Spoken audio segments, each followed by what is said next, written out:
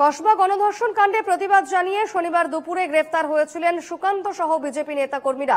এদিকে গ্রেফতারের পর বেল নিতে নারাজ ছিলেন রাজ্য বিজেপির সভাপতি। তবে শেষ অবধি প্রায় 14 ঘণ্টা পর রবিবার সকালে লালবাজারের সেন্ট্রাল লকআপ থেকে বেরিয়ে আসলেন সুকান্ত মজুমদার সহ অন্যান্যরা। কথা বলে নেব, সৌরজ্যোতি বন্দ্যোপাধ্যায় আমার সঙ্গে টেলিফোনে রয়েছেন। অবশেষে 14 ঘণ্টা পর একেবারে লালবাজার থেকে বেরিয়ে এলেন সুকান্ত মজুমদার, কি বললেন সুকান্ত বাবু?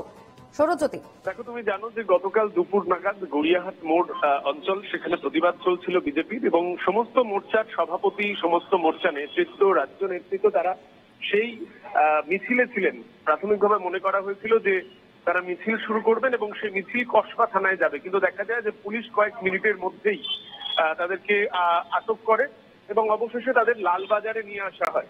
এবং লালবাজারে নিয়ে আসার পর আমরা দেখেছি যে একের পর এক জেলা নেতৃত্ব তারা কিন্তু বিক্ষোভ সমাবেশ করছিলেন। একেবারে লালবাজারের সামনেই তাদের বিক্ষোভ শুরু হয়েছিল এবং পরে রাত্রি পর্যন্ত কিন্তু পুলিশের তরফ থেকে গ্রেপ্তারি অভিযান চলে। কলকাতা পুরসভায় 3 জন বিজেপির যারা কাউন্সিলর রয়েছেন, মীনা দেবী পুরোহিত, বিজয় ওঝা, সজল ঘোষ, তাদের কালকে প্রত্যেকেই কিন্তু গ্রেপ্তার করা হয়েছে। এবং সুকান্ত মজুমদার, তিনি আজ সকালে কিছু আগে তাকে ছাড়া হয়েছে এবং তিনি বিস্ফোরক অভিযোগ করছেন।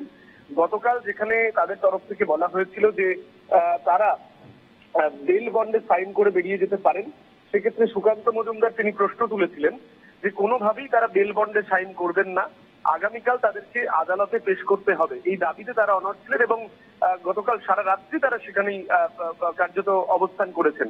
এবং সকালবেলায় পুলিশের তরফ থেকে জানানো হয় যে কোনোভাবেই তাদেরকে এই মুহূর্তে বেল বন্ডে তারা সাইন করাতে পারবেন না, এমনকি আদালতেও নিয়ে যেতে পারবেন না। এখানেই সুকান্ত মজুমদার প্রশ্ন করছেন যে তাহলে কিসের ভিত্তিতে তাদেরকে গতকাল গ্রেফতার করা হয়েছিল এবং কিসের ভিত্তিতেই প্রায় 14 ঘন্টা লালবাজারের সেন্ট্রাল লকআপে রেখে দেওয়া হলো। এবং তিনি জানিয়েছেন দলের কর্মীদের এইভাবেই, যেখানে কোন রকম আইনি ভাবে তাদের গ্রেফতার করা হবে না, অর্থাৎ সম্পূর্ণ অবৈধভাবে গ্রেফতার করা হবে, তারা যেন জামিন প্রত্যাখ্যান করেন। জামিন প্রত্যাখ্যান নতুন আন্দোলন তারা শুরু করলেন এবং এরপরে পুলিশের বিরুদ্ধে তারা আদালতের দ্বারস্থ হবেন, এমনটা কিন্তু এখনো পর্যন্ত জানা যাচ্ছে। বেশ, ধন্যবাদ সৌরজ্যোতি।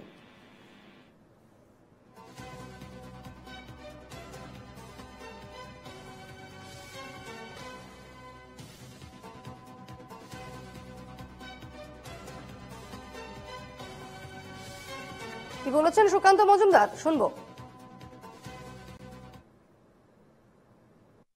গোটা রাত আমরা বসেছিলাম, আমাদের পুলিশের ছুঁচো গেলার মতো অবস্থা। প্রথমে আমাদেরকে বলা হয় যে সই করে জামিন নিন, আমরা প্রত্যাখ্যান করি। পুলিশ তারপরে বলে যে আপনারা সই না করতে হবে না, আপনারা চলে যান। অর্থাৎ আমাদেরকে কেন নিয়ে আসা হয়েছে কোনো তথ্য পুলিশ আমাদেরকে জানায়নি, তাদের কাছে নেও। অর্থাৎ তাদের কাছে তাদের আইনি কোনো জায়গায় ঠিক মতো ছিল না। শুধু তাই নয়, তার সাথে সাথে আমরা যখন বলি যে আমরা সই করব না এবং আমরা বলি যে কোর্টের সামনে আমাদেরকে পেশ করা হোক, আমরা কোর্টে গিয়ে বলবো, মহামান্য আদালতের কাছে বলবো যে পশ্চিমবঙ্গের পুলিশ যে সামান্য 2 পা হাঁটার মতো গণতান্ত্রিক অধিকার আমাদের রাখতে চাইছে না, আমাদের দিতে চাইছে না, পুলিশ সেই সাহস দেখায়নি। পুলিশ বলেন যে না, আমরা আপনাদেরকে কোর্টে নিয়ে যেতে পারবো না, আপনারা চলে যান। প্রশ্ন, তাহলে পুলিশ আমাদেরকে নিয়ে এসে 4-5 ঘন্টা বসিয়ে রাখলো কেন?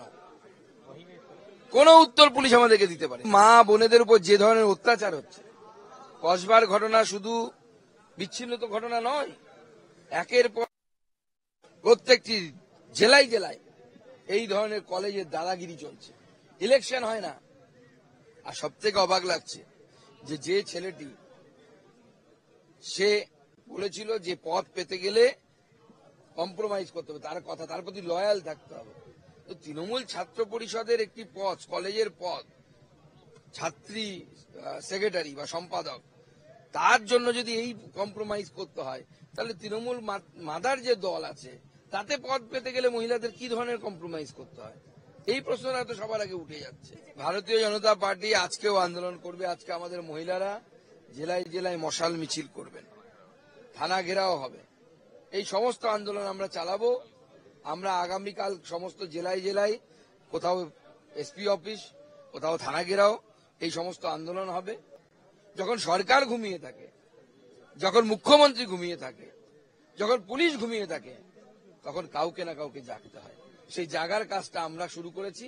গোটা পশ্চিমবঙ্গবাসীর কাছে আবেদন থাকবে, আমরা সবাই মিলে আসুন, জাগি, রাত জাগি, তবে এই বাংলাকে বাঁচাতে পারবো, এই পশ্চিমবঙ্গকে বাঁচাতে পারবো, পশ্চিমবঙ্গের মা বোনেদেরকে বাঁচাতে পারবো।